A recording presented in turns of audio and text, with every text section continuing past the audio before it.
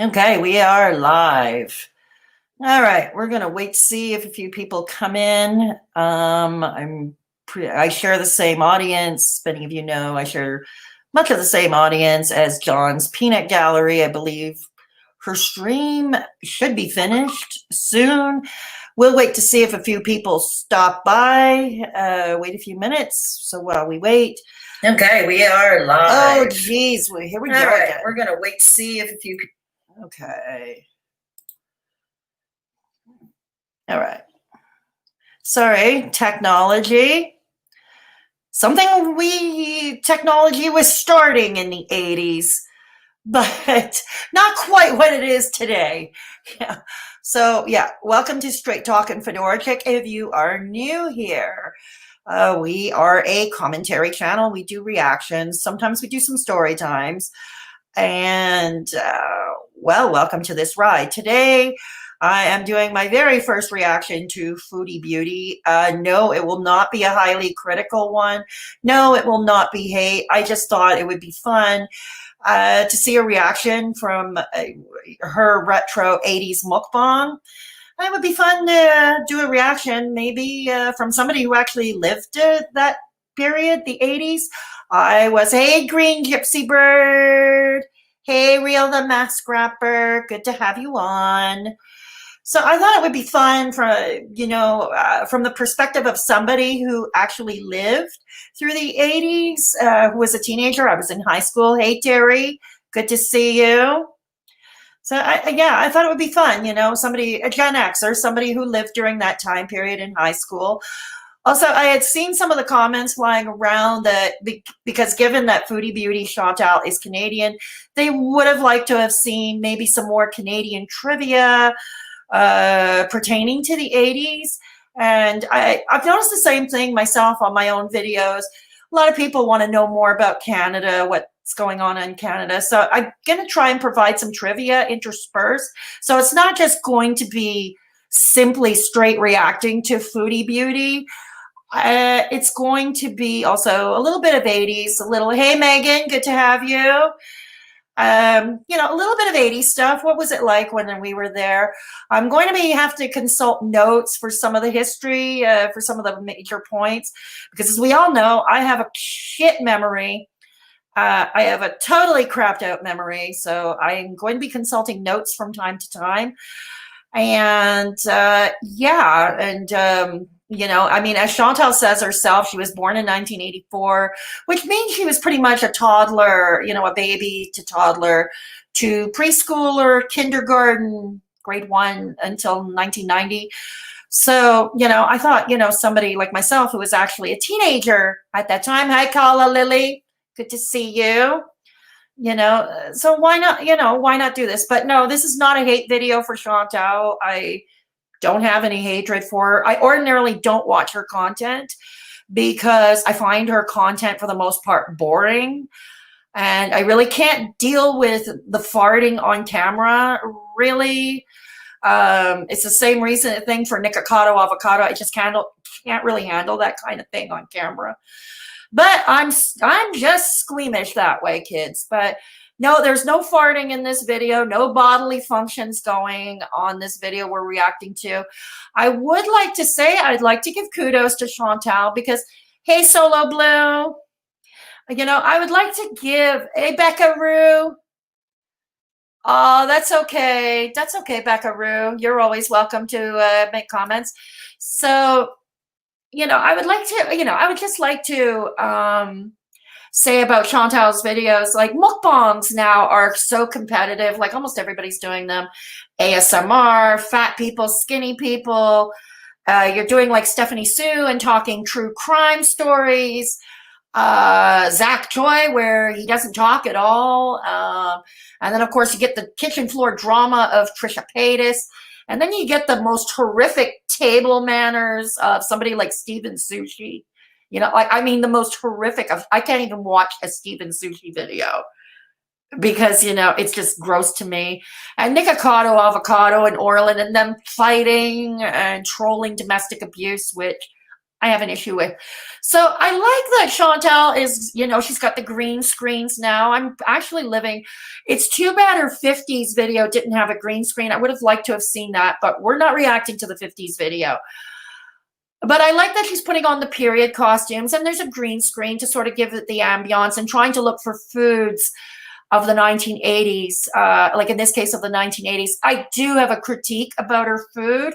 It's not to be nasty, it's not to be hate, it's just a critique, if you will, of the food. Yeah, everybody and their extended families are doing mukbangs these days. Well, that's where the easy money seems to be, Solo Blue, right? The mukbang thing. No, mukbangs were not a thing of the 80s, but then again, neither was YouTube. Neither was YouTube. Everybody was still using those Super 8 cameras, not everybody owned one. It was the advent of the VCR, music videos, a lot of stuff. We had the worst recession. We had one of the worst recessions in the 80s. Despite it being the decade of excess and materialism, we did have the worst recession since the Great Depression, stock market crash of 1929 in the 30s. So we're going to, as we go on, we're going to give some critique. We're going to give some points. And I'm going to add some Canadian trivia to it. But yeah, like I said, I will have to consult notes because I can't memorize everything. And I'm going to tell you my thing. But before we start the reaction, yeah, I think so too, Solo Blue. I think it's different. And, she's putting some effort into it. She is putting some effort into these videos. So I'm going to give her props for that. Before we go, I said there was going to be a poll question. I misworded it. It's not a poll because I'm not asking for an opinion. It's a trivia question about yours truly, and it's a multiple guess one. I'm going to share the screen, and we're going to share it. Here we go. Okay. All right. So, okay, can you all see the screen just fine? Yeah, I hope so too, Megan. And Kala Lily, I was with my VHS cam recorder. Oh, I remember that. Hey, Bobby Dragon. Hey, and another question I want to ask before we get to this trivia question. Anybody remember, I remember the days. I don't know if any of you were alive the same time I was or were a teenager at least. Or a kid, old enough to operate a tape recorder. You remember being glued to your radio and you're waiting for your favorite songs and you had your trigger finger on the tape recorder ready to hit record. Anybody remember that? Anybody can relate to that. So anyways, here's it's a multiple guess question. Which of the following is true about yours truly? Now, I want you to take a guess because I'm only going to give the answer toward the end of the stream. I'm only going to give the answer toward the end of the stream. All right, just type your letter choice in the chat. This whole stream is for shits and giggles. There's no deep social impact here. So, yeah, we're just having a fun early Friday evening. Okay, Solo Boo picks P. So anyways, A. My paternal grandfather was a friend of Prime Minister Pierre Elliott Trudeau, who is the father of our current Prime Minister, Justin Trudeau. All right. B, my feet appeared briefly in the movie Meatballs 3, starring Sally Kellerman and Patrick Dempsey. C, I had voice coaching from Men Without Hats frontman Ivan Doroshuk's brother Colin in 1994. D, all of the above. So I'm going to leave this up for a few minutes. Just type your choice. I'm only going to give the answer. Oh, yeah. And anybody remember having to fix, whenever a tape cassette would, it would often become all twisted and discombobulated. And you needed a pencil to, to fix it, make it nice and fixed. So, all right. So is everybody done with this screen? Okay. Yours truly. Hey, JDH5, that's me. Haley, Amanda. Let's see who is in the chat right now. Michelle, hi. Hi there. Good. Ariel, the mask wrapper. Oh, you did that too. You're old enough to remember that mask wrapper. Wow. Okay. Green Gypsy Bird. Okay. Thank you. All right. So, yeah, top 40. Yes, the big thing on CKGM AM, that's a Montreal radio station. They syndicated Casey Kasem's American Top 40 every Sunday morning, actually. Yeah, that's what they did. They syndicated Casey Kasem's American Top 40. Okay. On CKGM AM. So, anyways, so let's get started with Chantal's video. Cassettes were terrible, not child friendly at all. No, they weren't, Leah Amanda. No, they weren't. But heck, we did it. Anybody remember the boombox or ghetto blaster? Where you had the tape recorder and the radio in one. Those were great. Those were honestly great. Okay, so let's start with Chantal's video, and I'll make my points where they were, and we will talk about that later. Like I said, the answer to the trivia question will be toward the end of the stream, so I hope you all stick around. All right, let's go. Okay. Whoops, forgot to do the share screen. That might help. Okay. I promise no bodily functions are in this video. I checked. Okay. Yeah, boomboxes were fun. All right, for right now, while I'm looking at the screen, I won't be able to see the chat, so I'll get to you. I will get to you periodically. I will do my best to get to all of you, because I do enjoy interacting with all of you. Okay. All right, the intro, it is what it is. Hello, Foodie Beauties. I want my Dire Straits. Money for Nothing and Chicks for Free, from the album Brother in Arms from 1984. Dire Straits existed long before then. They were a British band, for those who don't know, a very good band. I was never a fan of 80s music, I'll tell you that. Yes, I was one of those weird freak kids. I still enjoyed, 60s and 70s music, like Led Zeppelin, my father's old Rolling Stones albums, Janis Joplin, The Doors, Cat Stevens, Simon and Garfunkel. I was one of those weird kids. I even liked 60s folk music. Okay. Anyways, but yeah, let's go. And MTV. Here's another piece of trivia. The first music video that played when MTV was launched was a one-hit wonder by the Buggles called Video Killed Radio Star. Who'd have thought that would have been almost prophetic? A dreadful song. I personally never liked it, but yeah. But at least disco was starting to die a very well-deserved death, And there's President Reagan on the screen. At the time, he was president of the United States from 1980 to 1988. With George Herbert Walker, George W. Bush's dad, as VP. Here in Canada, in the early 80s, it was Prime Minister Pierre Elliott Trudeau. And then when he left, he resigned. John Turner took over. And then John Turner and the Liberals lost, and the Conservatives under Brian Mulroney swept to victory, even thundered here in the province of Quebec in 1984. NAFTA was implemented in the 80s, the North America Free Trade Agreement. Say what you will about it, but yeah, that's when NAFTA was implemented under Prime Minister Brian Mulroney and Ronald Reagan and whoever the president of Mexico was at the time. Let me turn to the chat. Yeah, let me turn to the chat. Yay. That's the way you do it. Yeah, that's it, Megan. Good song. That video used to scare me. Scared you too. Telling all of us, so I should have said. Casey had such a legendary voice. Well, he was also the voice in Scooby-Doo. He did Shaggy's voice in Scooby-Doo. Yeah. So, God. No, yeah, I was more of a rocker chick. I was not really a pop music kind of girl. Yeah, we elect our prime minister, Green Gypsy Bird. We have a similar system. We're part of the Commonwealth with the United Kingdom and Australia and New Zealand. So yeah, we elect a prime minister, and we appoint a governor general who is the monarchy's representative, basically. Yeah, it's every 4 or 5 years. You're right, Solo Blue, something like that. You know, in the US, I believe it's every 4 years. It's the first Tuesday of November every fourth year. I don't even know that why that Dire Straits vid would scare me, but doesn't these days.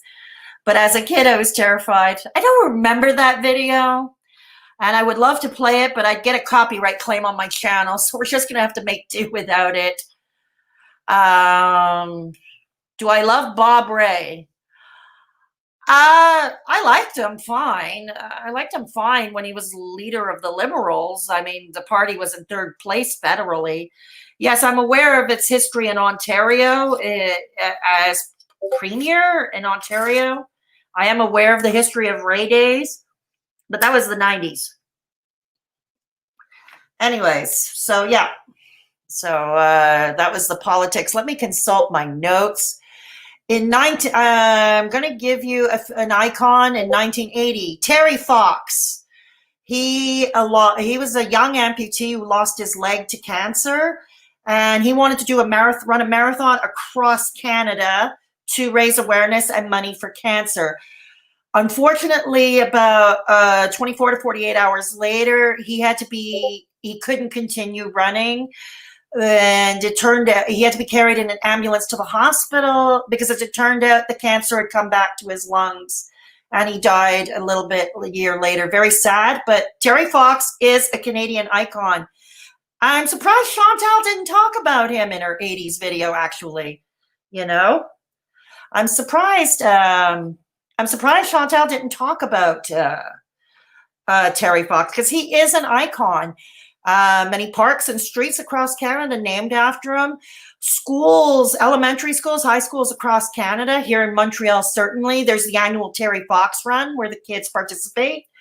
And they do the Terry Fox Run, raising awareness for cancer. Yeah, so that's one icon. I'm surprised Chantal never mentioned it. Also in the 80s, another thing Canadian, the first Canadian in space, Matt Garneau. He is an MP in Canadian Parliament these days under Prime Minister Justin Trudeau, but he was the first Canadian up in space. Okay, so that's some trivia for you. Let me take care of some notes. Later on, inspired by Terry Fox, paraplegic Rick Hansen began his Man in Motion tour around the world, departing from Vancouver in a wheelchair. So, yep, he was. And, yep, acid rain was the big talk. What was the big current events of the world? So that our apartheid in South Africa was, acid rain was, NAFTA, of course. We also got our first woman. This is the thing for the woman, an advance in the women's movement. We got our first Speaker of the House of Commons in Jean Sauvé in the early 80s. And yes, later in the 80s, the Canadian dollar hit an all-time low. It was worth 70 cents, around 70 cents compared to the US greenback. So let's get back to the video. Okay. We're not going to get all of the other things that ail our economy under control. Here's Johnny. Reaganomics. Who remembers trickle-down economics? Reagan coined the term Reaganomics. And that is The Shining. Yes. Namely, the Max and Herb's Strength story. The Breakfast Club. E.T. Phone Home. E.T. Phone Home. That movie made me cry. Coca-Cola. Those fun to eat spaghetti. Okay, before I go on, yeah, a few things, a few items here. Yeah, that made me cry. The E.T. That made me cry. Yes, the John Hughes movies. You saw one of them, a clip from The Breakfast Club. I always enjoyed that movie as a character study. And after I took writing classes, because I thought I was going to be a writer, that turned out to be a spectacular fail.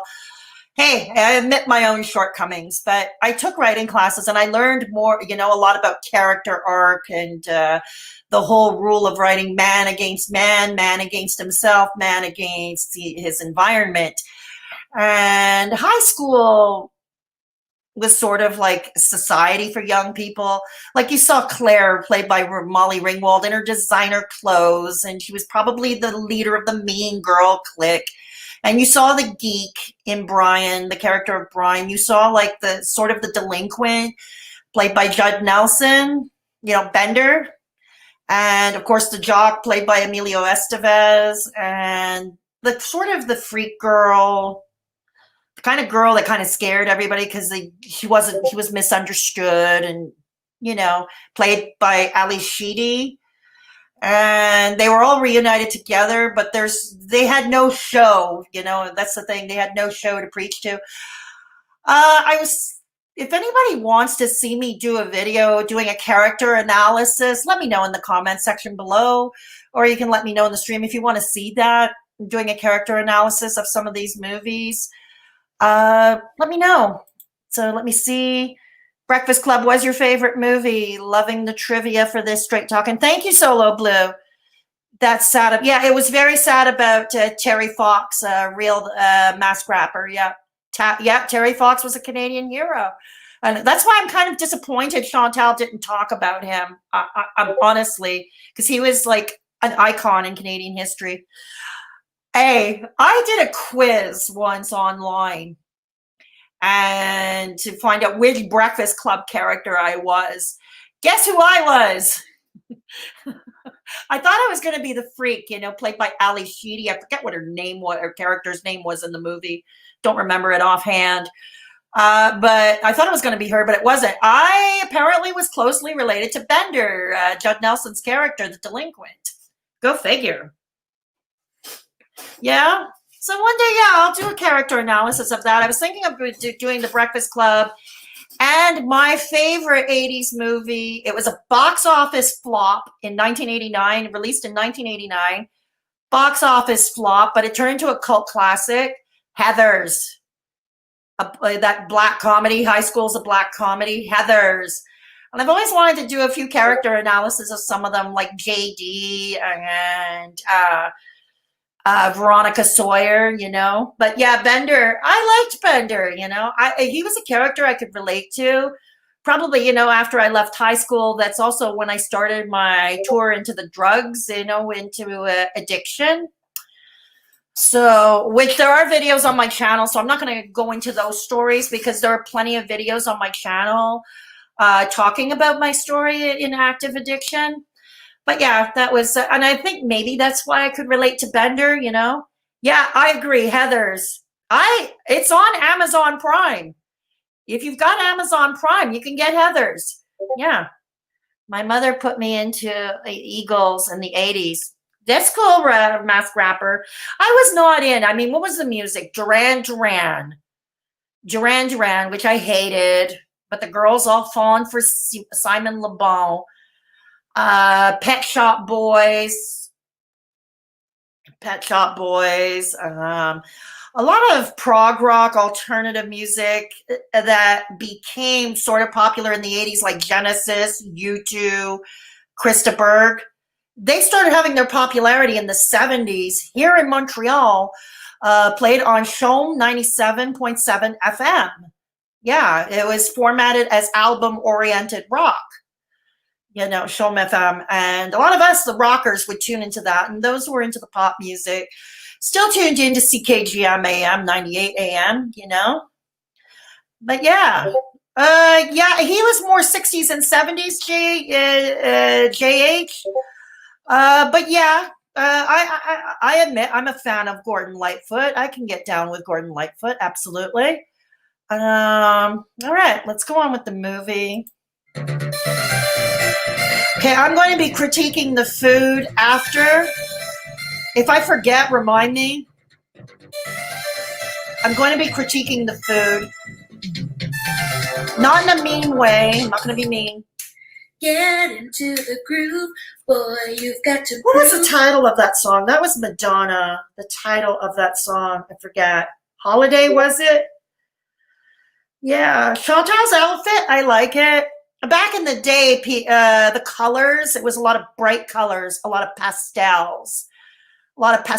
It was, like I said, the decade of excess. There was that show Miami Vice. Anybody remember Miami Vice? You know, Crockett and Tubbs, Don Johnson, and that television show started the trend of men wearing pastels, what we call the so-called ice cream colors. Like men started wearing pink more, lavender, yellow, or Kelly green, you know. But yeah, men were wearing pink and lavender colors that were considered girl colors. Chantal, but yeah, black was worn. I know I wore black as a kid. I had a weight issue and I was never comfortable wearing anything other than dark colors. So I wore black. I was the weird kid, you know, that had a t-shirt, you know, like everybody was fawning over Frankie Goes to Hollywood. I had the t-shirt that said, who give a fuck what Frankie say? But yeah, so the black mesh, yeah, mesh was very much in. The chains with these crosses. And you don't really see, but she's wearing a black lace headband with a big bow. And that was very much a thing for girls in the 80s. And yeah, so she's dancing and singing along to Madonna, a few songs here. Your love to me. Lace gloves were a thing as well. Lace gloves were a thing. So, you know, you got to keep in mind, Chantal has to wear plus size clothing. It's not easy to find pastels that can reminisce to the 80s, but this outfit is fine for somebody her size, you know, and yeah, it does keep in tune. Let me see the chat, what you think. Miami Vice, MacGyver, Matlock. Yeah, I like Matlock too. Yeah, the lack of socks.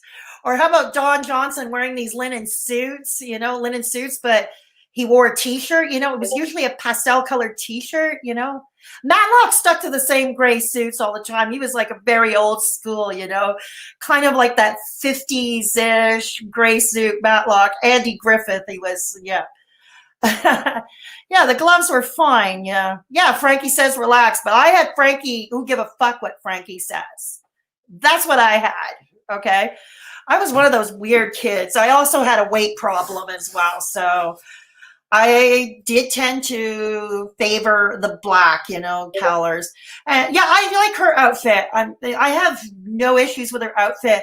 It's just too bad we can't really see the bow because her hair is dark and the lighting, I suppose, is okay. It's not great, but you know, I don't know. Maybe she could have found, you know, maybe a touch because fluorescents were in, and maybe a fluorescent accessories, you know, like I don't know, like the headband, for instance. I got to admit, Don Johnson was pretty handsome on Miami Vice. He has really nice eyes. Does anybody remember, like, the first episode? He had a pet alligator that lived in his bathtub as well. Yeah. This is making me realize I was exposed to a thing I shouldn't have been, considering I was a child in the 80s. You and me both, Gypsy. You and me both. Yeah. Yeah. So anyways, yeah. I think you can get lace gloves still, Gypsy. Yeah, I think you can. I do like the look of lace. I didn't back in those days. I do like the look of lace. The problem is I get itchy. I feel itchy and I don't like it. It's again, because I have an issue with stimuli overdrive. So lace is kind of itchy and like horrifically uncomfortable for me. Okay, so let's go on with the video. Yeah. Yeah, don't you? Soundtrack to Breakfast Club. Oops, Don't the you? oven went off. Go get your food before it burns. Don't. Go get your food. We can dance if we want to. We can leave your friends behind. Safety dance, men without hats. And if they don't dance well, they're no friends of mine. Hey guys, hey. Yeah, Men Without Hats, that was a band in the 80s. It was run by the descendant, I believe, of Eastern European immigrants, Ivan Dorshuk. And his brothers, Stefan and Colin, did participate. They were part of the founders of the band. The only hit, Safety Dance was considered a one-hit wonder because it was the only song that got airplay outside of Canada. It's the only, and they're a Montreal band. And it was the only song that got airplay outside of Canada. There was another hit sort of called Pop Goes the World, but that never really took off in the US or anywhere else for that matter. So that's why they're considered a one-hit wonder. Like I said, yeah, it was a one-hit wonder. Men Without Hats, yep. Leg warmer season. Okay, so let's play this now. Hey, how are you? How are you? Welcome back to another Time Warp. I like the green screen too. Video. I do like this green I'm screen. gonna get my lace fingers here all full of. Yeah, not ranch good. Oh my goodness. It is what it is. It is what it is. Yum. All right. So, food. If you haven't noticed already, I don't doing get an the 80s serving video. spoon I have my either. little. I honestly don't get the serving spoon. Zach Choi eats with a similar spoon when he does his mac and cheese dishes. You know, when he eats his, I don't know if anybody's noticed that when he does his mac and cheese, he eats with a similar type of spoon. I don't get it. And I think Nick Avocado's done the same thing as well. Probably Steven Sushi. Like I said, I can't sit through a Steven Sushi video. He's just too gross. Bow in my hair, but you can't really see it. No. But anyways, I this is think going to so. be, I want to make sure you see the food. And, I think some so hint of let's get fluorescent to- accessories let's get would have been So- nice. to my little gloves. So these are bagel bites. All right. Now, I'm not saying people only ate processed crap in the 80s, but people were eating more. And as you see, unfortunately, with the time pieces I do, there's going to be more and more processed food because as the years went on, that's what happened. True. More processed food came out. To an extent. Now, if let's say I did a modern time, like right now, I would probably do some health foods because a lot of Yeah, here is where I'm going to critique the food. Okay, I'm going to critique the food. Besides the fact, yes, Dorito Cool Ranch chips came out in '86. Bagel bites, the pizza. Excuse me. It's because I don't smoke enough. Okay, I'm coming back to the chat. Yeah, she hates chips. YouTube Underground was saying when I saw her reaction. Okay. It's so they don't get clanking on the dishware. Oh, okay. I didn't know that, Gypsy. Is that how she is rationalizing it all in her mind? Beckaroo, I'm not going to try to read her mind, in all honesty, as I won't try to read other people's minds, you know, the same. I'll extend her the same courtesy. Beckaroo, it's leg warmer season every season for me. Wear a pair of neon pink ones under my work trousers or PJs at home. So I stop getting achy chronic pain probs. I hear you, Beckaroo. And I think leg warmers made a comeback. But anyways, back to the food. The critique of the food. Okay. First of all, hey, damn Danny. Oh, well, I'm glad you could stop by and show some love. Yes, speaking of showing some love, I might as well get the obnoxious e-begging portion of the show out of the way. Yes. Okay, so give this video a thumbs up if you haven't done so already. If you don't like this video, give it a thumbs down. It's all engagement to me.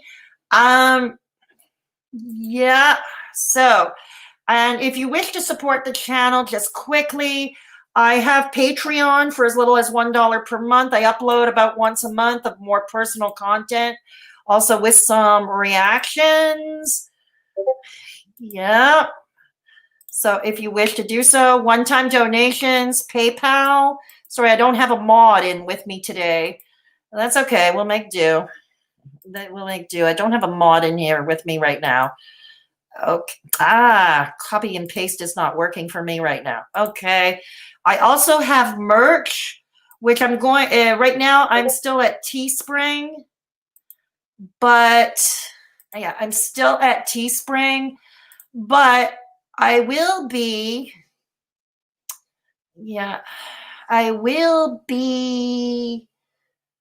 oh my goodness, moving it to Shopify pretty soon. Yeah. I'm going to be moving that to Shopify pretty soon. And also, I have a Discord server. If you haven't joined already, you can come and meet some, stop by and meet some awesome people in the Discord.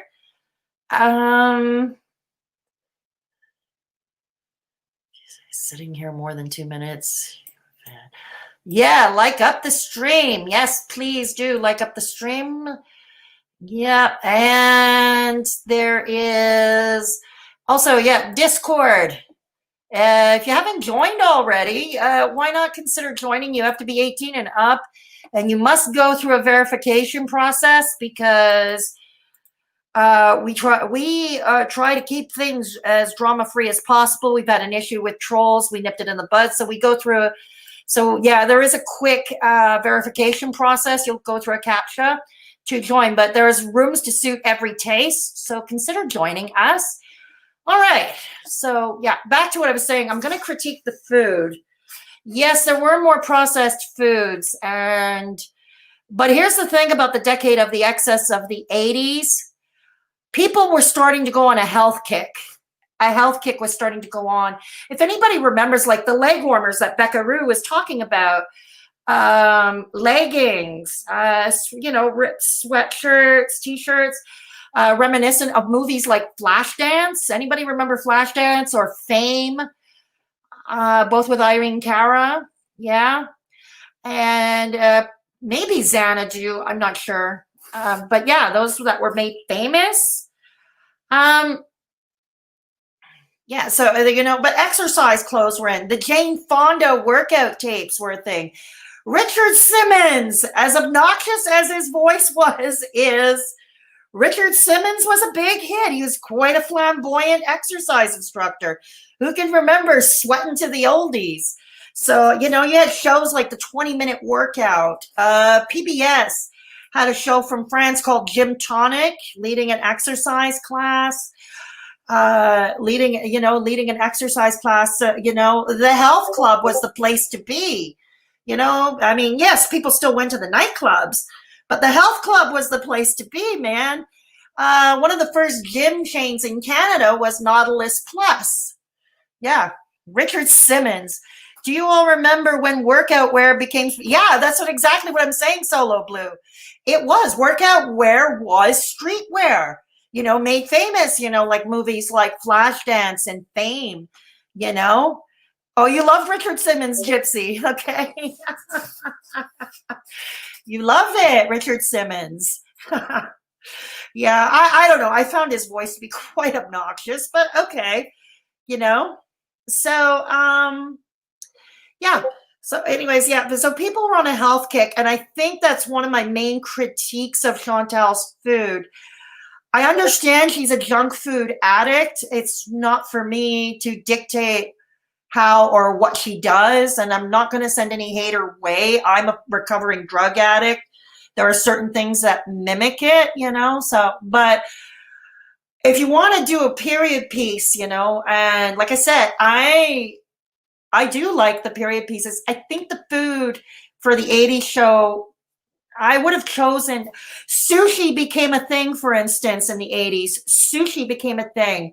Now, I'm not sure if she likes sushi or not, but they do exist vegetable sushi, and we know she does eat vegetables. We know she likes rice. So maybe a vegetable sushi. What were some dishes they were cooking? Apricot chicken was a thing. And as far as appetizers was concerned, dips were a thing. Like, anybody remember smashed up oysters and sour cream with some Tabasco sauce?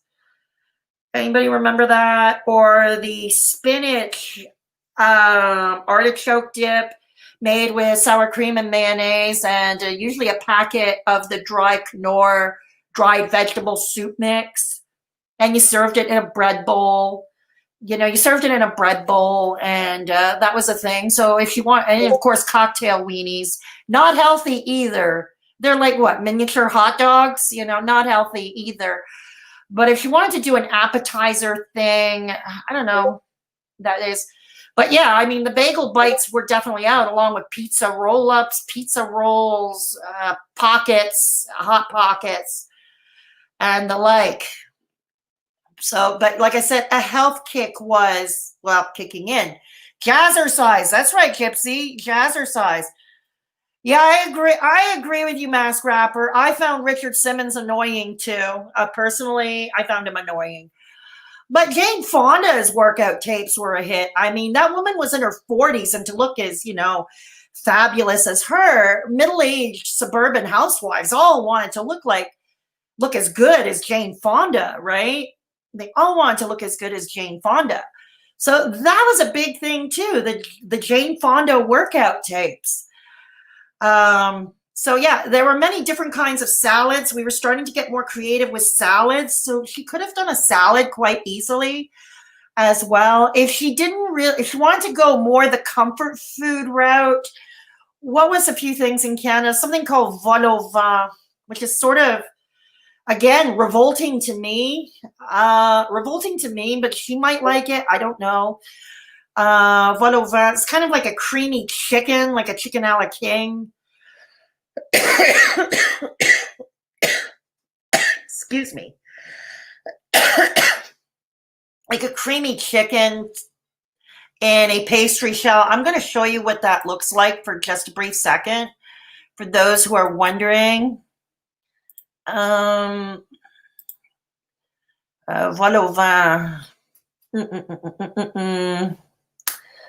Here we go. So I don't know if anybody sees that, so it's served in like this puff pastry shell, and you sort of covered it up with the little lid, and it's sort of like a mini pot pie of sorts.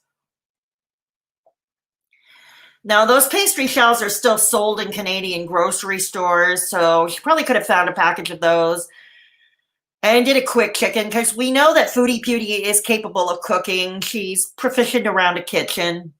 So maybe that might have been more to do. Not the healthiest thing on the planet, obviously, but just suggesting if she wanted to go more the comfort route. Again, apricot chicken was also a thing. If she likes apricots, if you like apricots. And there are recipes online for apricot chicken. French onion soup was also a thing, with the cheese and the Gruyere. Let's take a look. Jane Fonda built herself a nice little empire on her workout tapes for sure. Yeah, exactly. She made big time bank on that. Good for her. Yeah, Jane Fonda most certainly did. So yeah, I don't know if there's a suggestion. Diet Coke was definitely a thing. Yeah, in the 80s, Diet Coke, not the healthiest thing. Back in those days, saccharin was used to replace sugar. Saccharin was used to replace sugar. And people who were on diets and diabetics were drinking diet soda, especially Diet Coke. And here was the thing I never understood, but I saw a lot of people do it. If they were going to McDonald's and they would order the Big Mac and the large fries, and probably an ice cream for dessert or one of those fried pies, and they'd have it with a Diet Coke. Like, I don't know. I found that kind of counterintuitive. Always found that counterintuitive, but I don't know. What do you think? Excuse me. I'm having this annoying thing in my throat.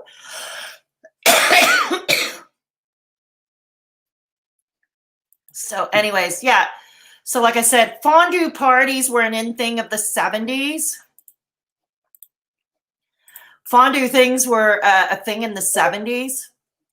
And they spilled over into the 80s. I'm not sure she has a chafing dish, though. Or the fountain for the chocolate fondues, the fountain.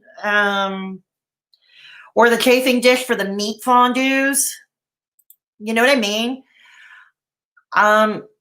What am I doing? Sorry about that, kids. I made a blunder. Okay.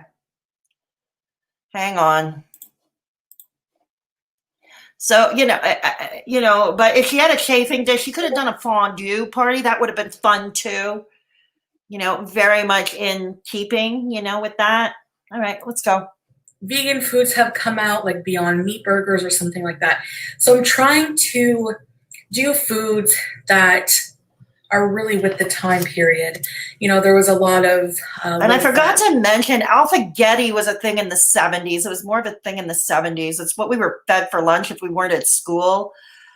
That Chef Boyardee. My mother couldn't cook. Okay, my mother didn't know how to cook. Just So, and my father did the cooking. Like later, starting in the 80s, my father learned how to cook. He turned out he enjoyed cooking immensely, and he did our cooking of dinners. But he worked all day. He was a teacher. He was at school all day, and while we went home for lunch. And so, pretty much a staple in our home for lunch was Chef Boyardee craft dinner, the prepackaged dinners.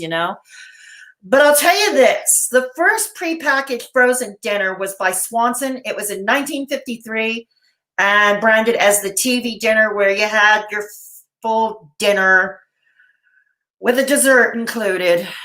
Yeah. And yes, she's going to be touching on the fad diets. That was a thing too. And hence things like the lean cuisine frozen dinners by Stouffer's. But yeah, alphagetti was a thing in the 70s. So I don't know. Maybe I'm sounding nitpicky here. But it was definitely not an 80s thing. That and SpaghettiOs and Chef Boyardee and craft dinner. All things we ate in the 70s. Lean cuisine type of thing. So whole low fat. If you're sitting there God, the ads. Okay, we'll get through this. To watch your YouTube video, but you feel like your video. Thank you, Sonny Leonardizzi. Fad was going on at the same time, juxtaposing to there being a rise in microwave foods and things like SpaghettiOs and bagel more and more people were having microwaves. Cool Ranch Doritos. And to wash it all down, another thing that came out in the 80s was Diet Coke. So let's crack it open. Oh yeah. Okay. So we've already been over what my critique of the food. And these are foods I remember eating. Potential food suggestions if you're going to do a relive the 80s, right? Let's see. Yeah. French onion soup. Yeah. I learned how to make a vegan version of that, actually. Yeah. Okay. So here we go. All right.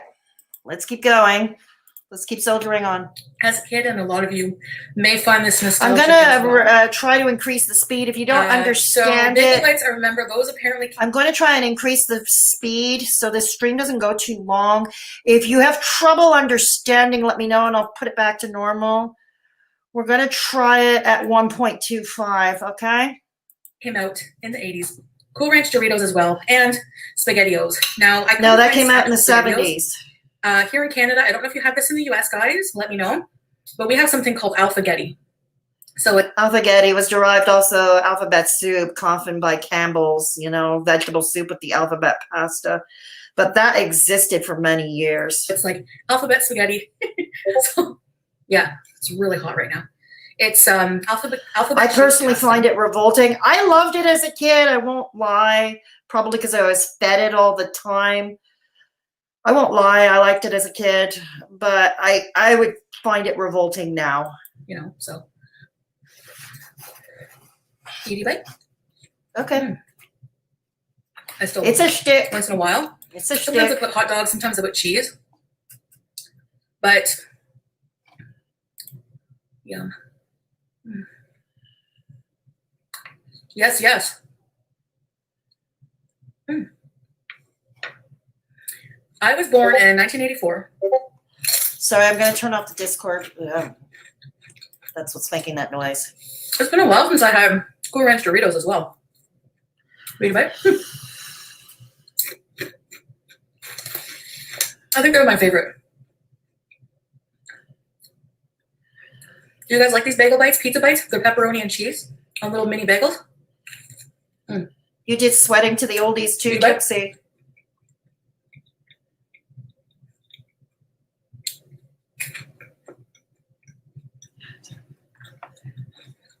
So yeah, I was born in 1984.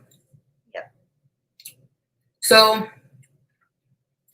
my early childhood was in the 80s, but yeah, as we pointed out, a lot of the influence carried on into the early 90s.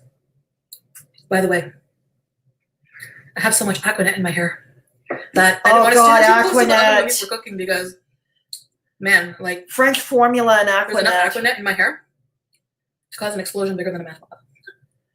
Oh hell, yeah. That's what we did. It was the big teased, super tease your hair, big and poofy, and you'd use almost a whole full can of Aquanet or French formula hairspray. Yeah, wow.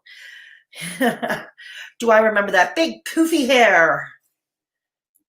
Teased hair. That's what they used in the 80s. Obviously, I'm not And using perms were in too. Aquanet Perms because I were can't the find thing. any. Do they still sell that? No, I haven't seen it. I haven't seen Aquanet or French formula. I don't know. No, I haven't seen it. Mm-hmm. Not in Montreal. I haven't seen it in a long time. I've almost forgot about it until now, actually. Yeah. Now, family meals I remember having in the 80s were like, I remember a lot of snack food, but I remember also Yeah, a lot of a finger ton of food new snack was foods were in. coming out in the 80s. Finger food But- was in. I remember eating things like meatloaf and sloppy joes. And sloppy joes, I was going to make that. Those are retro dishes. Meatloaf has been around since the 50s. It was a cheap meal to feed a family on, and she did a meatloaf dinner in her 50s, mukbang. Yeah. And there were people, particularly the boomer generation and our parents' generation, that were still into the meat and potatoes. But in our household, my father liked to do all kinds of cooking. So he did like to do all kinds of cooking. I was introduced to Indonesian food at a young age because we went to Holland, the Netherlands, to visit my father's side of the family. And Indonesian restaurants were like what Chinese restaurants are here. There was one on every corner. There was even a Javanese restaurant at Schiphol Airport in Amsterdam at that time. And so I was introduced to spices at a young age, different foods. My father, and when our grandparents would come visit every summer, they would take us to restaurants. And Montreal, we still have restaurants from any part of the world. So our family saw to it that my brother and I were introduced to a lot of different types of food, not just the meat and potatoes aspect.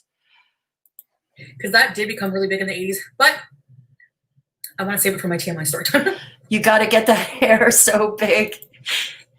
Let's see the chat. Let's see the chat. You got to get that hair so big that you can be closer to Jesus, as it was said in some places here in the States. They really said that, Solo Blue? Oh my God.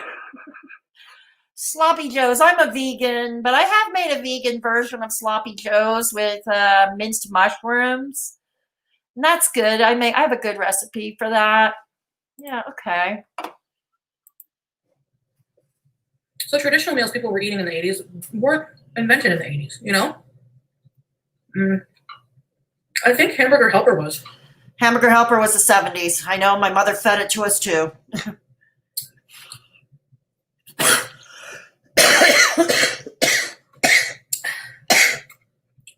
The seasoning on these looks like Christmas, red and green.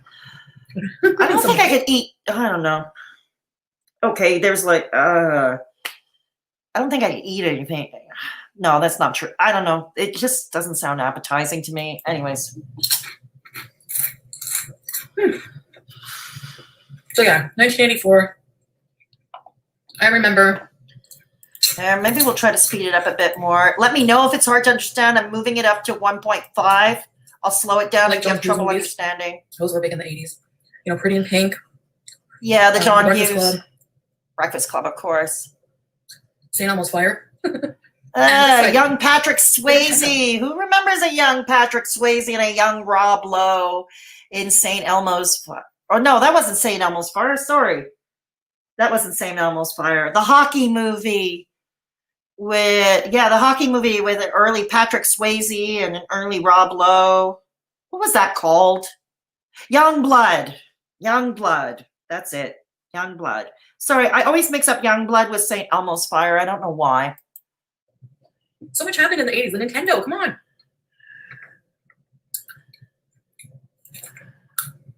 The original Nintendo.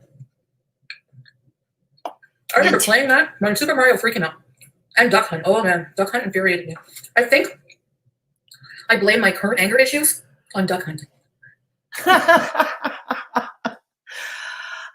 Duck Hunt. I sucked at it. I sucked at Duck Hunt. I liked Super Mario, but before then, what was also Pac-Man was my favorite. Pac-Man. remembers Pac-Man, Donkey Kong. And even before then, because home video game consoles started in the 70s, like with Pong, people couldn't get away from it. It was very basic, Pong. And then came, things like Galaga, Space Invaders, all these arcade games you can start having at home. Of course, the graphics are not what you would see in video games today. But yeah, who remembers that? The Nintendo. Who remembers that? Yeah. Rob Lowe is someone I can't stand, but he has really gorgeous eyes. I always thought Rob Lowe was cute, though. Hey, Kitty, good to see you.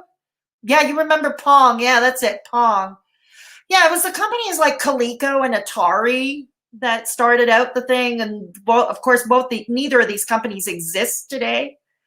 Nintendo still exists. But, yeah, Coleco, and there was also Sega. I think that got merged with Sony PlayStation. I'm not sure. But there was Sega, there was Nintendo, there was Coleco, there was Atari. Yeah. Yeah, hi. You don't suck if you make sure to get up close to the TV screen with the duck hunt game and shoot the ducks that way. That is how I always won against my cousins. Yeah, I sucked at, but I've always had issues with fine motor skills. So that's why video games, handling a joystick and making quick reflexes, wasn't my forte. And I remember being embarrassed. I was in my 20s in the early 90s. And at Pac-Man, I had my ass whipped by an 8-year-old, okay, when I was 23. So, yeah, kind of not one of my finer moments. That dog mocking you for missing. Oh, God, I remember that dog. Nah. Sure. I remember that dog. The 80s, of course, like any decade, had a dark side. If you read or watch the movie American Psycho, for instance, God, you'll get an idea of the whole, because in the 80s, there were a lot of B movies, horror movies, those B movies. There was Friday, the whole franchise, Friday the 13th, Halloween, which the first one was released in 78 or 79, but there were further releases. Nightmare on Elm Street. Yeah, who remembers all those chains? Yeah. Yuppie Persona came out. That looks more preppy. Who remembers the Preppies? That was a group in high school. Yeah, the Preppies.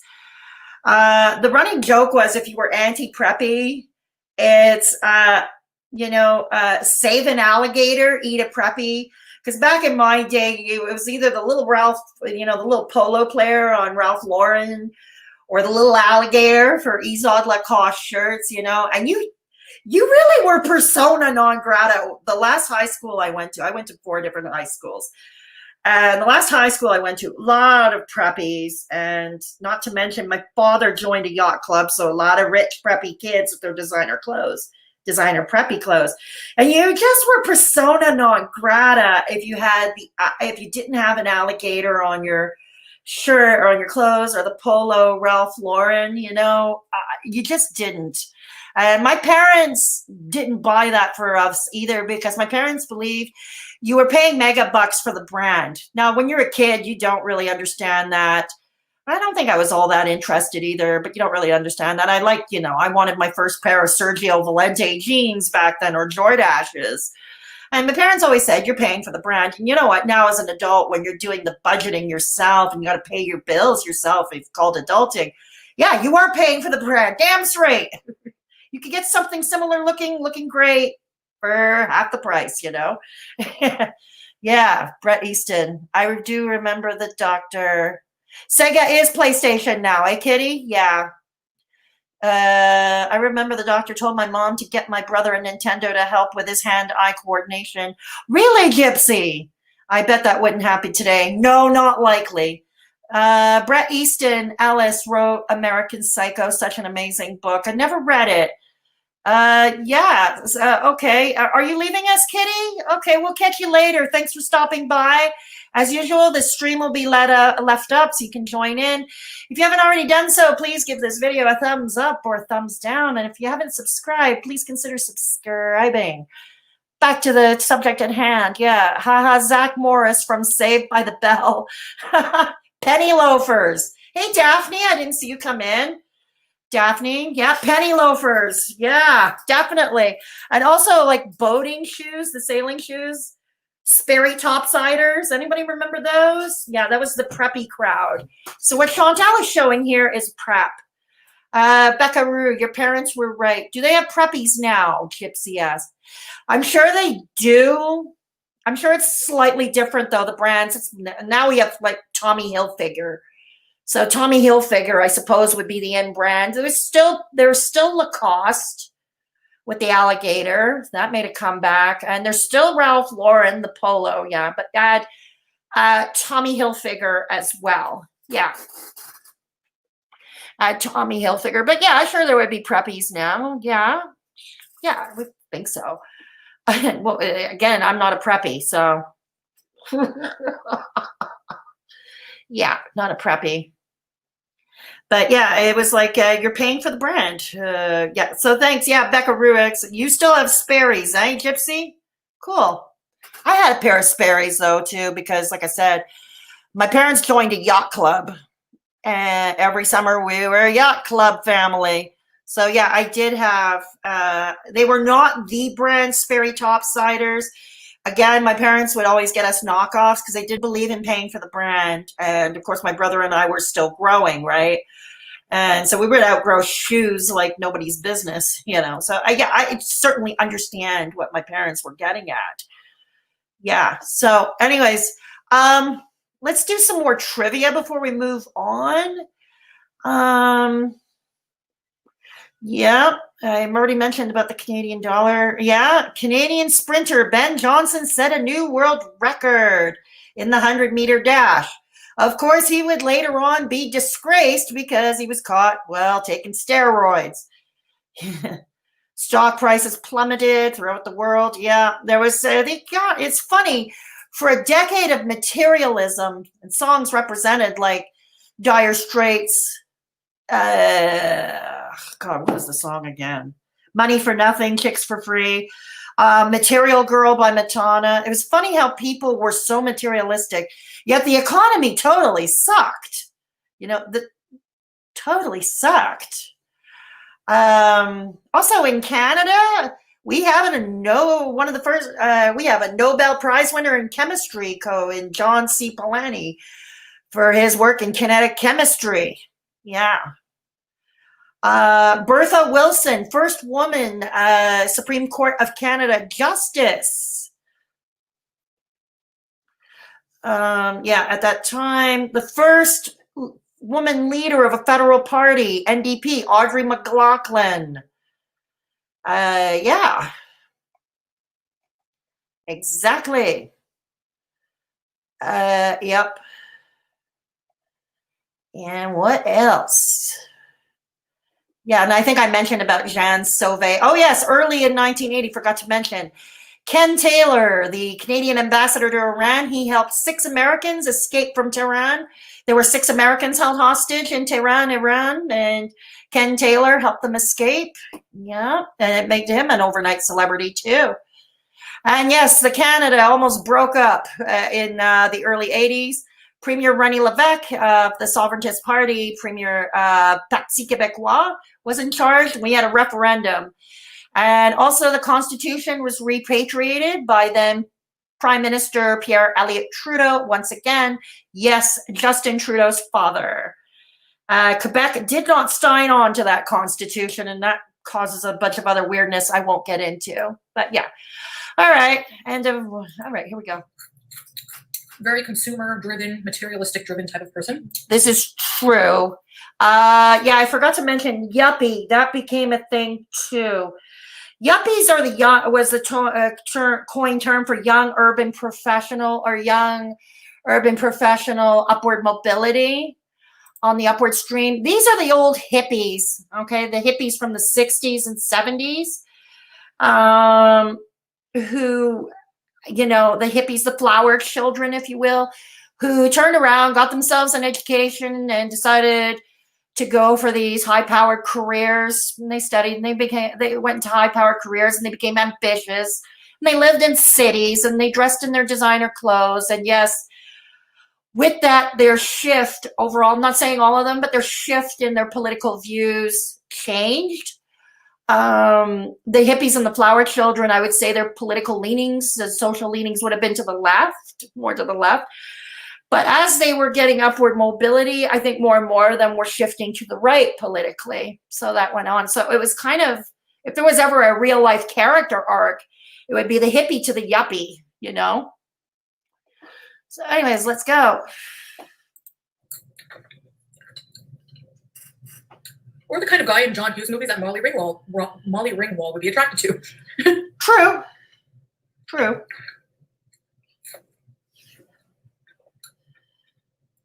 The whole Wall Street materialistic kind of thing. Yeah, true. But the economy also It's a very sucks. shallow existence. It sucked badly. On It the outer sucked. appearance, you're so put together. Everything is materialistic and perfect, and on the inside, you're empty.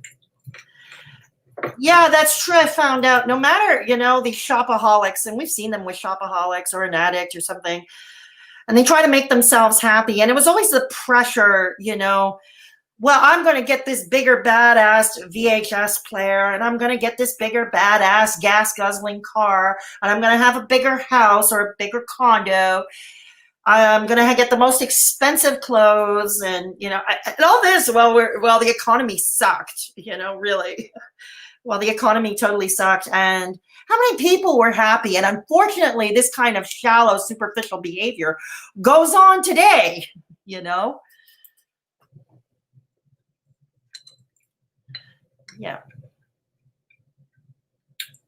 One thing I love most about the 80s, and I'm so thankful that the 80s brought us, definitely not the hair. I was going to get a mullet wig, but No, the mullet. No, let's not bring the mullet I back. went like the fat goth chick from South Park. Okay? No. I went for Madonna look. For those of you who don't know, the mullet is short in the front and on top and long in the back. Anybody have a mullet? Did anybody ever have a mullet? Yeah? Did anybody ever have a mullet? Okay. Let's go. Cyndi Lauper used to make her stage outfits out of what she could afford from the thrift store.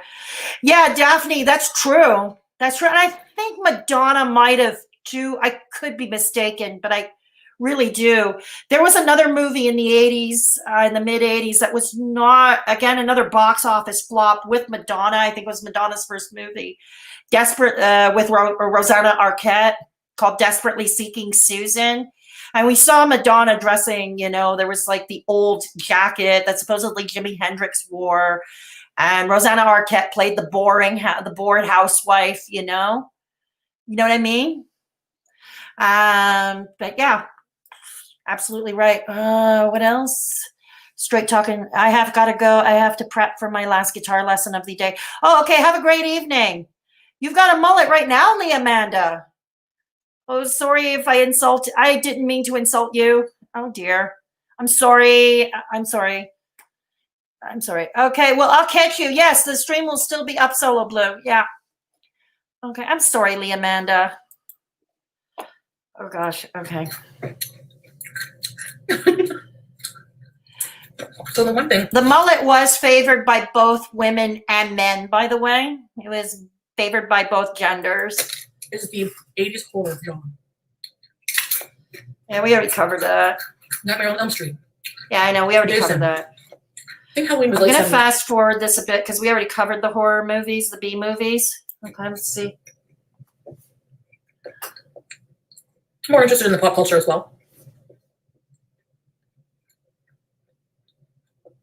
Yeah, pop culture. The music. There was also heavy metal, you know, bands like Quiet Riot, Twisted Sister, Guns N' Roses, the Scorpions. I've always been a fan of the Scorpions. Cinderella. I've always been a fan of the Scorpions, More synthesizer German band. 80s rock. Oh, okay. We're up listening to Appetite for Destruction, Guns N' Roses. You gave yourself a quarantine haircut. I gotcha, Lee. I gotcha, Amanda. But the thing I remember Gotcha. most is stealing. My mom had like a CD cabinet. in the CDs came out. That was short-lived Listen to them. technology, the CDs. And I took her Immaculate Collection, Madonna Immaculate Collection, and took it to my room. I don't think she ever saw it again. She never asked for it. I used to lock myself in my room What is her mother closer to my age? And just now wait I'm really and feeling make my own old. little, I'm so feeling old now. With my hair, all the curling Okay, and brushing yeah, really takes a toll. But I found this amazing new treatment called Sorry, Underwater by this is L'Oreal. our In cross just to 8 bear. seconds, it instantly reverses all the damage in my hair and makes it shiny and healthy looking without Yeah, weighing yeah. it down. Wonder Water works like magic for me. We get it. You also test on music animals. videos. Because you can't think of the 80s without thinking of Madonna. I mean, she had her own whole This- own 80s style going on.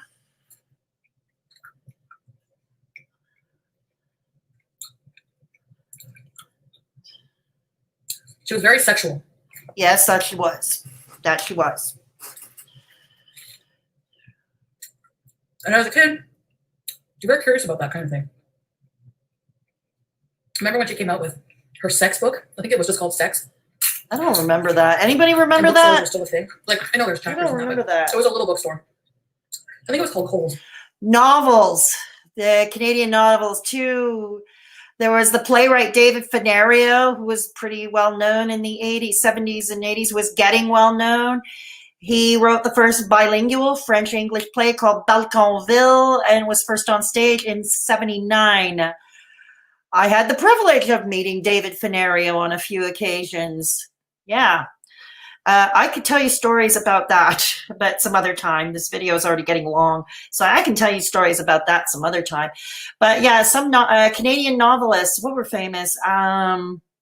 There was Margaret Atwood's The Handmaid's Tale, which is now a TV series, or was a TV series on Hulu. The Handmaid's Tale. Yeah, that was one famous Canadian novel. And what was another one in the 80s? Hang on. What was another Canadian novel? Anybody remember? Yeah. Oh yes, founding of Cirque du Soleil, which is renowned all over the world. Cirque du Soleil with Guy Laliberté and Daniel Gauthier. This was founded here in La Belle Province. Yeah. Yep. Yes. What was another Canadian novel? Gosh, I can't figure. I can't remember. But yeah, definitely Margaret Atwood. And Margaret Atwood. And The Handmaid's Tale. And our mom. God, I should have added the other novels in my notes. Hey, And my behind bad. the counter, in shiny wrapped in shiny foil, was this Madonna book, Sex. And what I would have given to be able to get my hands on that as a curious growing person. As a curious growing sexual being. You know, I don't know about it. that would have been a dream come true. But I've never, now that I'm an adult, I don't think I've seen it. They made a whole series about it, Jam Danny. Yeah. Oh yeah, The Handmaid's Tale. Yep. Definitely. Stone Angel was another one. I don't remember Stone Angel.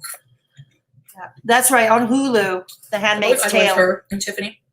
With that girl from Gilmore Girls. I think we're alone now. Cindy Lauper. Tiffany. Duran Duran was my favorite. Ugh. Years. I hated Duran One of my Duran. biggest favorites. Hated Duran Duran. What's your favorite 80s song? Comment below. I never Take was on a Me, fan. an iconic one. Just never a fan of 80s music. I like David Bowie. Anne of Green Gables. That's Canadian. But that was written in the 1800s. But yeah, there's the Anne of Green Gables site at PEI, big Videos tourist are attraction. super fun because I get to It was a television Just series on go back CBC. in time, immerse myself for like a whole day.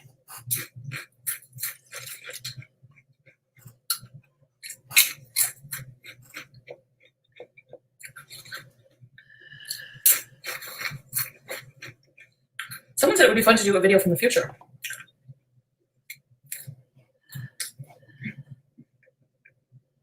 Video from the future, like getting to the DeLorean, Back to the Yeah. Future, Michael J. Fox. It's hard to imagine what food will be like in the future. Oh, speaking of food in the future, I got to tell you this. Back in the days, Especially in those days, we were speculating what life would be like in the future. Like in once we hit the year 2000, the second millennium, the second millennium, and fuck. We used to think we were not going to be eating food anymore. We were going to be eating, you know, like the astronauts, this freeze-dried whatever, or swallowing pills or capsules for nutrition. We used to believe that, you know. And we also thought we were going to live in space. Oh, yes. And another thing, part of our culture in high school, in Canadian high schools, and everybody in my age bracket who talked about this when we were in 9th, 10th, or 11th grade, here in Quebec, high school finishes in the 11th grade. Yeah, I know. Again, we're special. But every time at assembly, every year they would play the movie If You Love This Planet, a freaking scary documentary. And it predicted that there would be nuclear annihilation in 1985. And I remember it drove my anxiety level so high because I had a lot of anxiety even as a kid. Okay, not for nothing, I had my first stomach ulcer when I was 16. And, you know, I remember my mother, even my father, the high school teacher, they were not happy. They felt that they should have sent a note, you know, for parents to sign, like requesting parental consent before having us watch it. Because they wouldn't have signed it for me, because knowing how my anxiety was, I was having nightmares for months. I don't know if anybody in the US, if they played that at your assembly in high school. If You Love This Planet, it's a documentary. Since right now, the future was kind of grim with everything. I mean, yeah, it was. Agreed. 2020 has kind of been a poster child for a dystopian future. So if you want to do a dystopian time warp video. Yeah, I'd say so, yeah. Especially second. I was just too hungry to worry about it.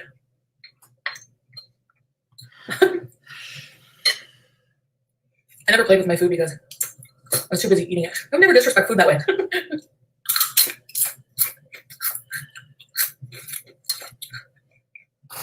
We can go where we want to. She doesn't have a terrible singing voice. It could be worse. Could be me singing. Could be me singing. It's a funny song. No, that's terrible singing. That's terrible singing.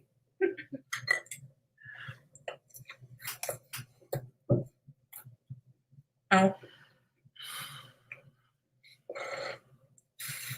Apparently Hot Pockets came out in the 80s as well. Yeah, that covered it, yeah.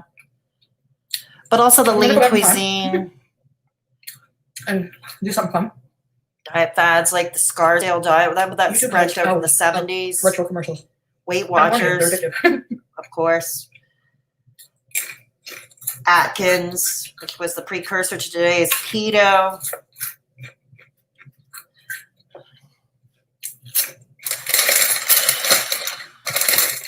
Yeah, I'd say Cool Ranch.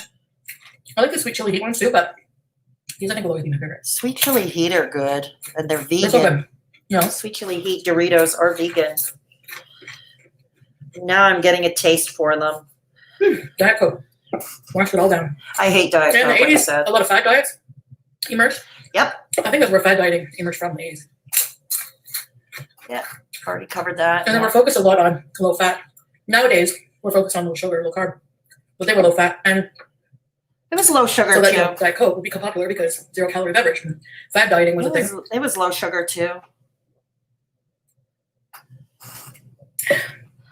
God, I remember my mother would go on a diet every other week. Okay, guys. This was so much fun. I haven't decided on. It was a fun video overall. Like I said, other than I try to aim to do one every week, but if I need more time to get materials or just for whatever reason, might not be every week, but I'm going to aim for a regular series, and hopefully they can get better with time. I'm really glad that you guys enjoy these, and thank you for coming on this time trip with me back to the 80s and for having lunch with me. Oh no. Okay. Okay, I think we're done with this video here. So now I'm going to stop the share screen. All right. Hi, Anti-Apocalypse. Good to see you. Good to see you. Stone Angel is Margaret Lawrence. Ah, okay. Great Scott. And have flying cars. I blame the Jetsons. Right on, Daphne. Anti-Apocalypse. Hey, how's it going? We had some wacky ideas about what the turn of the millennium would be like. Yeah, exactly. But if you think about it, a lot of the things we take for granted today would have been wild to think about in the 80s. Absolutely right. But you know, they predicted we would all be living in space. We would no longer be living in Earth. You know, kind of a la movie The Cocoon. You know, with all those old people and the spaceship. You know, you know, and nutrition would be, like I said, freeze dried shit, pills, capsule nutrition, liquid nutrition and stuff. Yeah. Hey, live and learn. Good to see you. Like I said, those of you who are joining late, I did finish reacting to the video. This is the part where I leave it to the chat. We discuss with the chat, and all these streams are left up. All these streams are left up for those who missed it, and you can catch it when you want at your own leisure. Yeah. So I want my flying hoverboard like Back in the Future. You and me both, Andy Apocalypse. You and me both. I feel gypped. I want a flying hoverboard. I really do. Or or that DeLorean, you know? That DeLorean. Yeah. Hey again, Michelle. Good to see you. Yeah, good to see you. So any of you Gen Xers, we've seen that we've had quite a few Gen Xers, fellow Gen Xers in the chat who did live through teen years of the 80s. Anything you want to share? There's still the answer to the trivia question coming up. Yep, there is still. Coming up shortly. At the top of the video, I gave a trivia question about yours truly. Okay, some factoids about yours truly, and we'll do a short story time about that. A very short one, though, because this was a long reaction and long giving useless trivia. Oh, yes, another activity adults like to play, you know, was board games. Trivial Pursuit was hot. Speaking of trivia, Trivial Pursuit was a hot one. People still played Monopoly. Children, what were coming up? Pound Puppies, Cabbage Patch Kids, My Little Pony, Care Bears. Anybody remember those? Yeah. What was the question in trivia?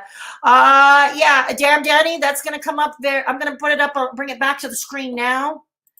Okay, I'm going to bring it back to the screen for those of you who missed it. No, whoops. Application. Okay, where is it? Okay, hang on. Hang on. Sorry, this computer is super ass slow. This computer is sleeping. Rubik's Cube. Yeah. Anybody ever managed to solve the Rubik's Cube? Let me know in the chat with a 1 if you managed to solve the Rubik's Cube. Yeah. Let me know with a 1. Okay. So this is the trivia question, all of you. Which of the following is true about yours truly? Once again, type an A or a B or a C or D corresponding to the answer. I will read them out. A, my paternal grandfather was a friend of Prime Minister Pierre Elliott Trudeau.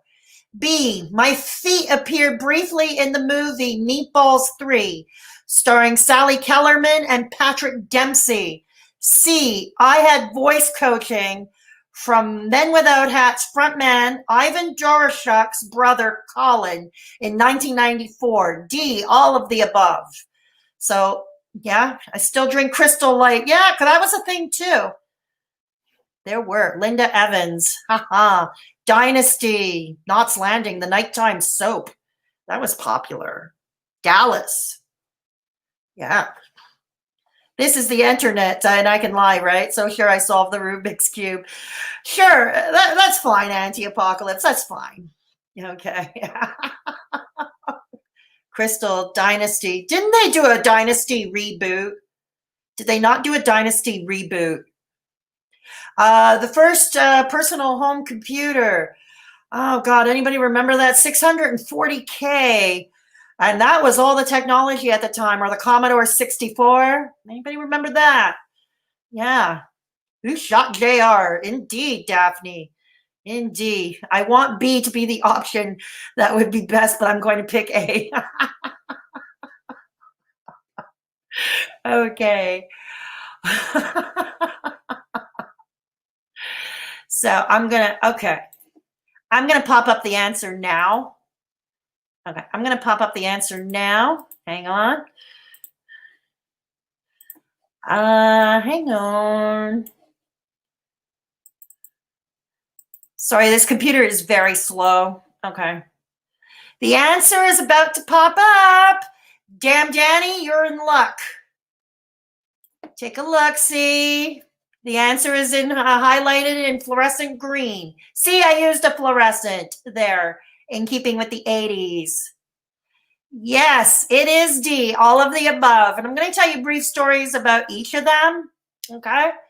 I'm going to tell you some brief stories about each of them, each of those things. Okay? We're going to stop the share screen. Does anybody still need the share screen? No, huh? Okay, so we're going to stop. Okay. So, okay. So, yeah, it is D. Oh, I forgot to share the screen. All right, I'll put it back. Yeah.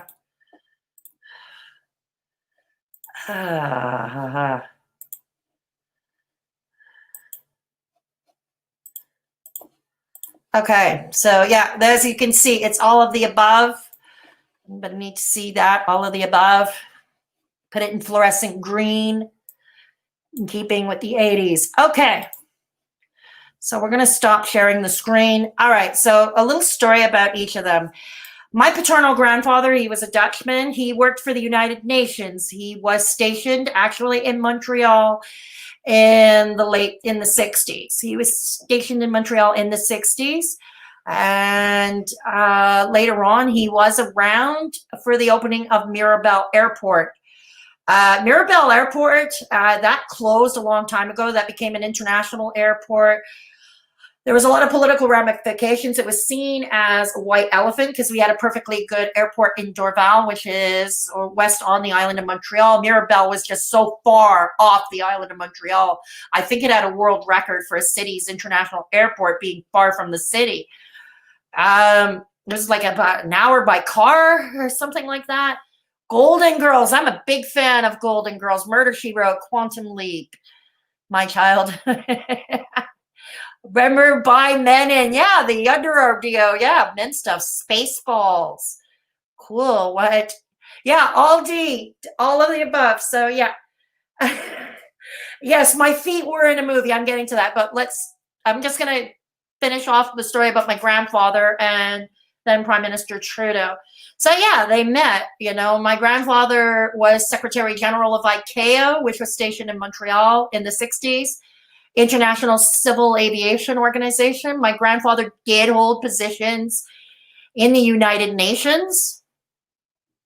And he met Trudeau through there. My mother has a picture of Prime Minister Trudeau, Papa Trudeau, as I would like to call him, not Justin, Pierre Elliott Trudeau, and my grandfather. Justin was just a little kid back then. He was just a little tyke. Has a picture of the two of them at the opening of Mirabel Airport. So that's how they knew each other. Did I ever meet Pierre Elliott Trudeau? No, I didn't. I would have liked it, but my grandfather only came up during summers when he retired. And he still took consulting jobs after retirement that led him to places like Africa and stuff like that in the Middle East. So yeah, so the second one that I gave, my feet appeared briefly in the movie Meatballs 3. Okay, if anybody remembers the first Meatballs, that was a Canadian movie. It's a Canadian chain starring Bill Murray.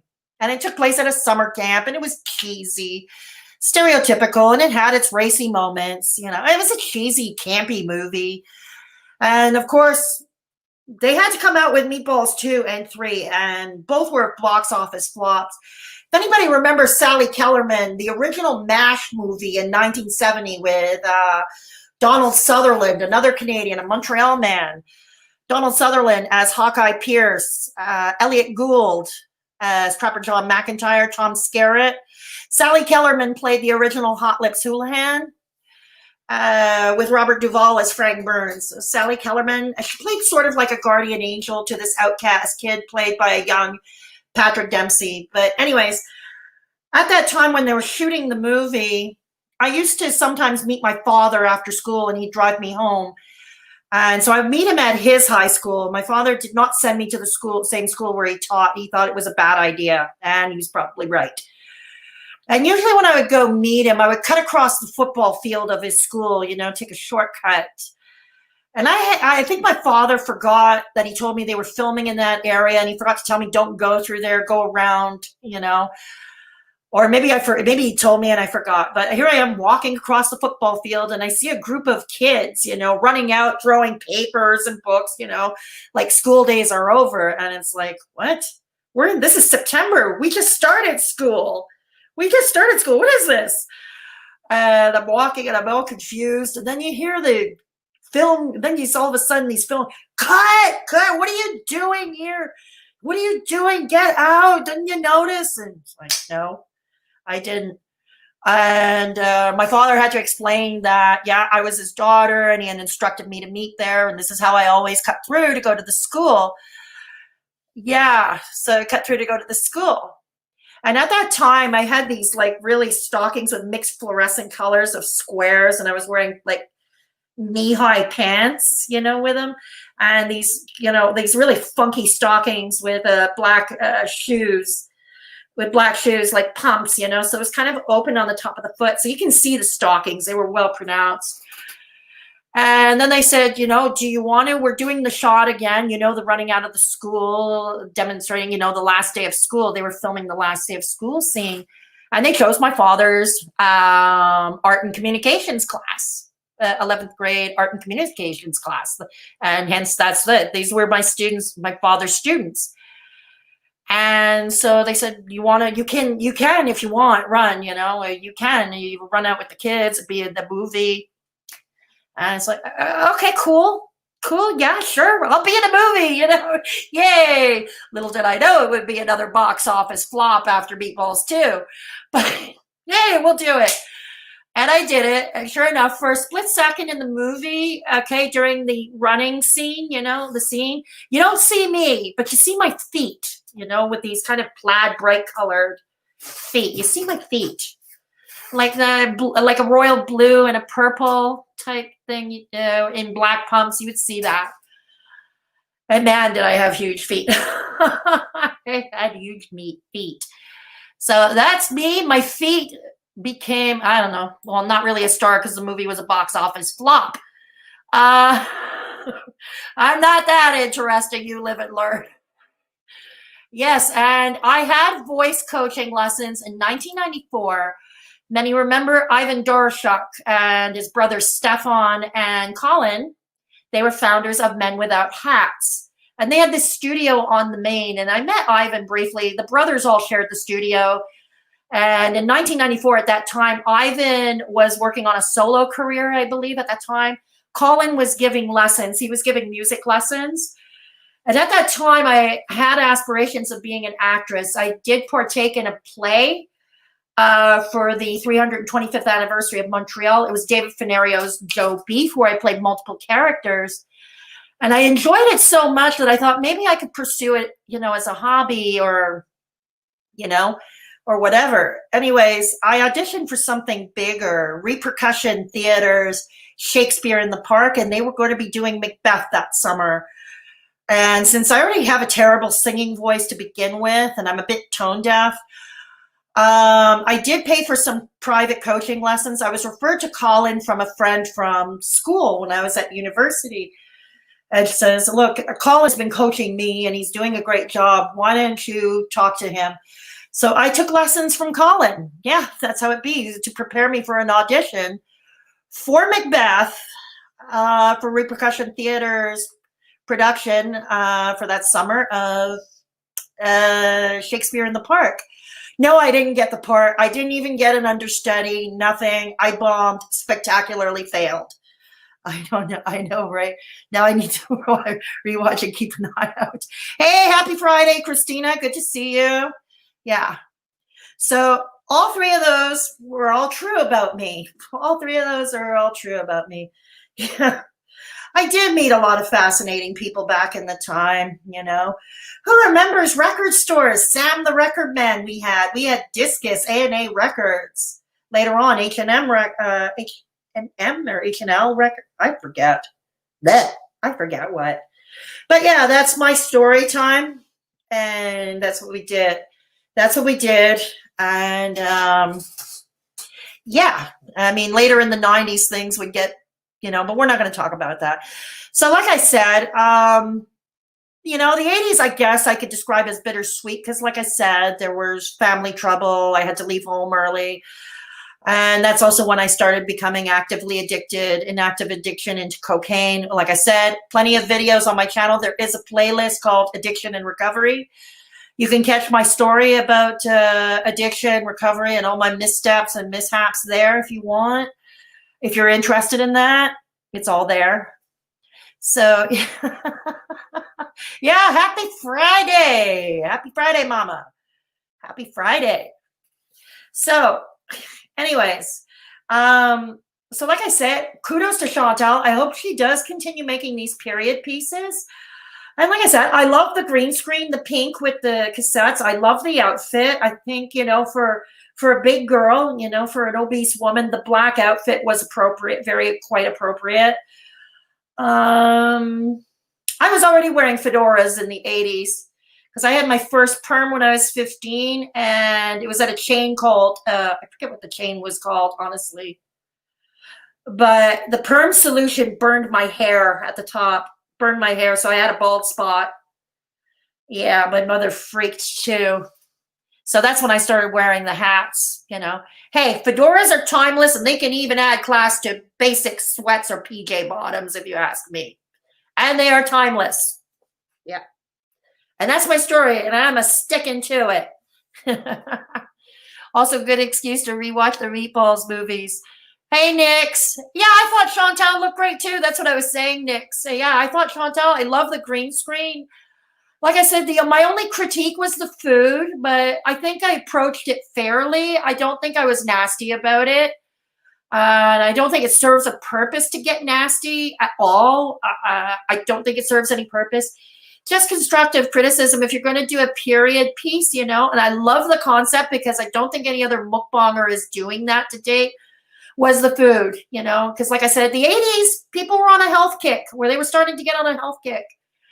And I understand her junk food addiction, but you know what I'm saying? And even then, I did make some suggestions that were more comfort foodish. I think she would have done well with the voile au vent. I really do. She would have done well with the voile au vent. My mom made my hairdresser talk me out of a spiral perm in the 1980s when I was very young. Good job, Mom. Yeah, I had perms after that didn't burn my hair out, and my hair did eventually grow out. And that's when I had my first mullet, actually, because when the hair started growing out on top, I had to get a haircut to sort of balance things out, and the only way to do it, and after years and years and years of my parents subjecting me to these boys' haircuts, so yeah, that was my first foray into mullethood. My parents still have a VHS tape rewinder that was supposed to spare the heads on your VCR. They still have it in their attic, along with a whole bunch of stuff from the 1960s to the 80s. So that's right on. I never kept my VCR. I never kept it. And my parents, of course, never kept theirs. My mom evolved with technology even after my father passed away. My father was never one for technology. He hated technology with a passion. Yeah. My father, the high school teacher, he hated technology. My mom wouldn't let me get one. I wanted a spiral perm so bad. Everyone on TV made them look great. Oh, and I did get spiral, those corkscrew perms, corkscrew curls. I did get that eventually. I did get decent perms that did not burn holes, bald spots on my head. It was just that first one. It was done by a chain of hairstylists that no longer exists, mercifully. It was called VAG. That's it, VAG. Everybody wore white. Everybody that worked in there wore white. I don't know why, again, because you think working with solutions and hair dye and all that, you'd be getting stains all over it, but okay. You'd be getting stains all over it. Dude, I love mullets in the 1980s. I thought they were cool. A lot of people did, yeah. But I did have a spiral curl. And, you know, it actually was my best look. It pretty much hid or offset the problems with my face. So yeah, I do remember those days. Would I do it again now? No. As I aged, now with the hypothyroidism, I have been losing hair. So I don't think, even if perms made a comeback, that's the other reason, same reason why I no longer dye my hair, because I have been losing hair due to hypothyroidism. That's why when people talk about, you know, and Chantal talks about her hair loss, if I were to make a suggestion, that she ask her doctor and kind of insist on it, because you kind of have to push it. I had to push it for 10 years on doctors. You know, when you get your annual blood test, ask for a test on the thyroid. It's a simple blood test. You know, T3-4, T3-3, and THL or THM or something like that. But yeah, you know, I would think she should get her thyroid tested, because the hair loss is a symptom of hypothyroidism. Yeah. Debbie Gibson, Electrocute, Tiffany Poison, NKOTB. Who were they? NKOTB. Or maybe that was the early 90s. I don't even know. The NK. No, Debbie Gibson, Electric Youth, Tiffany, and Poison were all 80s. The last one, I don't know who they were. I love Debbie Gibson. She was definitely 1980s. I still have her Electric Youth cassette somewhere. I have Back to the Future soundtrack on cassette too. Hey, right on.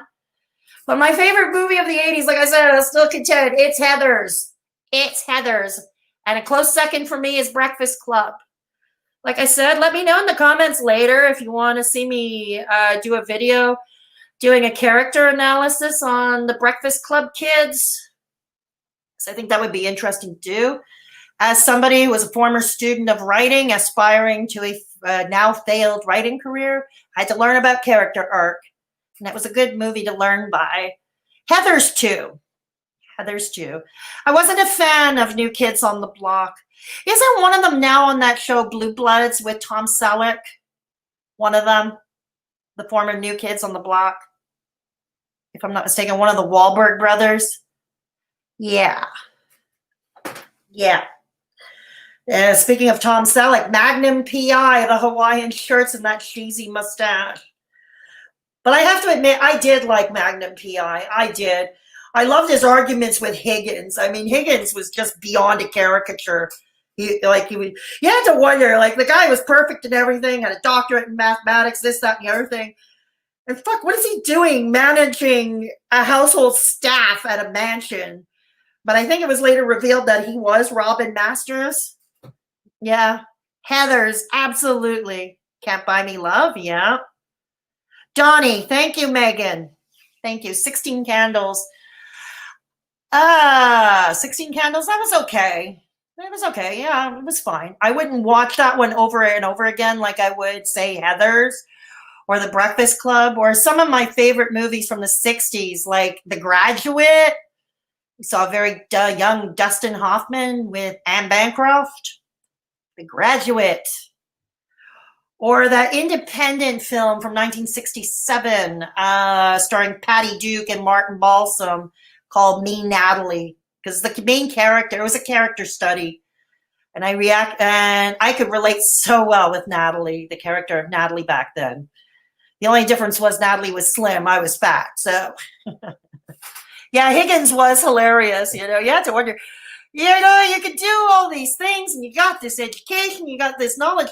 What are you doing managing maids and butlers in a mansion, you know? What are you doing? But yeah, Father Dowling. Yeah, Tom, I can't remember his last name. Tom. He was on Happy Days. He was the dad on Happy Days. Tom, with Marion Ross. Tom. He was the lead in Father Dowling Mysteries. Yeah. Babysitter's Club. That was with Christina Applegate, if I'm not mistaken. Was it? Christina Applegate? Yeah. I used to love Harold and Maude, but that's way. Oh, that was, yeah. That was the 60s or 70s Harold and Maude. That is a classic. Harold and Maude was definitely a classic. I used to watch Patty Duke, everything. Yeah, I like Patty Duke. She has a compelling story too. She brought mental illness to the forefront, you know, because it came out she was suffering from bipolar disorder. Yeah. Yeah.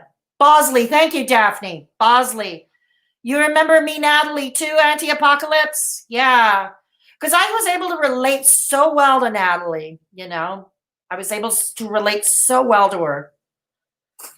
Megan, I remember the song, Say Hello to Your Friends, Babysitter Club, Say Hello. Episode of Night Gallery with Mommy Dearest. Yeah, Flying Nun. Flying Nun. That was the 60s with a very young Sally Field, if I'm not mistaken. That was with a very young Sally Field. Remember Sally Field, 1986, taking her Oscar for Places in the Heart? I know you like me.